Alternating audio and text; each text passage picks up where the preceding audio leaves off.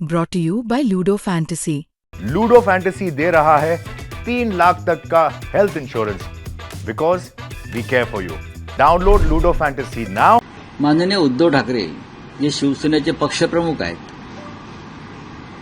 आणि जी मूळ शिवसेना माननीय बाळासाहेब ठाकरे त्याचे सर्व आहेत, तुमच्याच प्रश्नाला त्यांनी काल उत्तर दिलं की महाराष्ट्राच्या जनतेच्या मनात जे आहे ते होईल. मी फक्त संदेश देणार नाही तर बातमी देईन, अशा प्रकारचं स्पष्ट मत त्याने एकदा व्यक्त केल्यावर तुमच्या मनात शंका का असायला पाहिजे? आमच्या सगळ्यांच्या मनात आहे, जे जनतेच्या मनात आहे, मराठी जनतेच्या मनात आहे. महाराष्ट्र म्हणजे मराठी माणूस, भाजपा नाही, तो उपऱ्यांचा पक्ष आहे, तो शेटजींचा पक्ष आहे. त्यांना मराठी माणूस, महाराष्ट्र, अस्मिता, 106 हुतात्मे, बेळगाव, कारवार नाही, ते व्यापारी आहेत.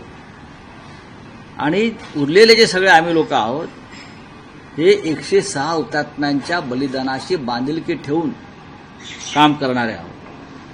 प्रबोधनकार ठाकरे, माननीय बाळासाहेब ठाकरे, आम्ही सगळे त्यांचे चेले आहोत ना. तर अशा वेळेला महाराष्ट्राच्या हितासाठी संयुक्त महाराष्ट्राच्या लढ्यामध्ये अनेक पक्ष आपल्या विचारधारा, मतभेद बाजूला ठेवून एकत्र आले. आपण पाहिलं असेल तेव्हा मराठी माणसाचा विजय झाला, मुंबई आपल्याला मिळाली. मला वाटतं त्याच प्रकारचं वातावरण भारतीय जनता पक्षानं आता या महाराष्ट्रात निर्माण केल्यामुळे मराठी अस्मितेसाठी लढणारे, संघर्ष करणारे मराठी माणसाचा आवाज हाच महाराष्ट्राचा आवाज आहे असं सांगणाऱ्या सगळ्यांना एकत्र यावं लागतं. फ्रंट पेजवर आज दोन भावांचा फोटो अनेक वर्षानंतर, अनेक दिवसांनंतर पाहायला मिळाला. त्यामुळे जवळपास फिक्स झालंय असं चित्र निर्माण झालंय. तुम्ही चित्र निर्माण करा. तुम्ही याचं कारण असं आहे की तुमच्याही मनात तेच आहे ना. एक मराठी माणूस म्हणून कोणाच्या मनात नाही की सगळ्यांनी एकत्र यावं. आणि हे जे महाराष्ट्र द्रोही आहेत, ज्यांचं मुख्य केंद्र या महाराष्ट्र द्रोह्यांचं सुरत आणि अहमदाबाद आहे आणि जे दिल्लीत बसले आहेत, त्यांचा पाडाव करावा हे कोणाला वाटणार नाही. आम्हाला सगळ्यांना वाटतंय, आम्ही त्या मताचे आहोत. रावचर, पण मनसेचे काही नेते असं म्हणतात की 2014ला जेव्हा भाजप शिवसेनेबरोबर युती तोडली, ही मागे 2017ला सुद्धा महापालिका निवडणुकीच्या वेळेस युती तुटली. कोण काय म्हणताय महाराष्ट्राच्या जनतेच्या मनात होतं. बघा, कोण काय मागच्या गोष्टी खालजत बसल्यात त्यात काय मला इंटरेस्ट नाहीये. ज्याला सकारात्मक पाऊल टाकायचं आहे तो मागे वळून पाहत नाही. आम्ही मागे वळून पाहत नाही, लक्षात घ्या. आम्ही अजिबात मागे वळून पाहत नाही, आम्ही भविष्य पाहतो. ते 2014ला काय झालं, 1918ला काय झालं, 1857च्या बंडामध्ये तुमचा विचार असा होता, 1622ला मग असं होतं. किती मागे जाणार आहात तुम्ही?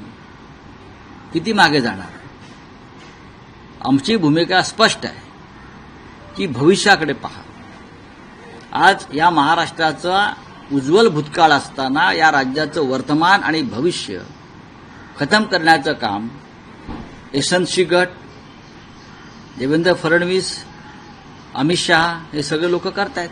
नाही, पण महायुतीतले कोणीही नेते त्यावर काही ठोस भाष्य करत नाहीये.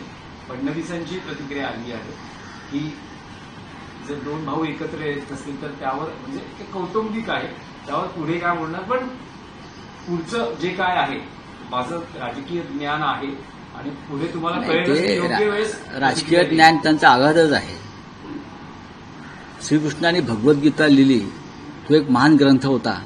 त्यानंतर फडणवीस नवीन गीता लिहिणार आहेत ना. बाकी सगळे या राज्यामध्ये मूर्ख आहेत. आम्हाला माहिती आहे राजकारण, त्यांच्या आधीपासून आम्ही या राज्याचं राजकारण बघतो. फक्त आम्हाला कोणी नरेंद्र मोदी आणि अमित शहानी, बरं का, त्यांच्या मेहरबानीने आम्ही मुख्यमंत्री झालो नाही एवढंच. पण मुख्यमंत्री होणं म्हणजे फक्त राजकारण कळणं असं होत नाही. आणि हाताशी यंत्रणा असणं, पोलीस, ईडी, सीबीआय म्हणजे मी सर्व असं होत नाही. तात्पुरती व्यवस्था आहे. आपल्याला जे मिळालेलं आहे ते संयमानं सांभाळा.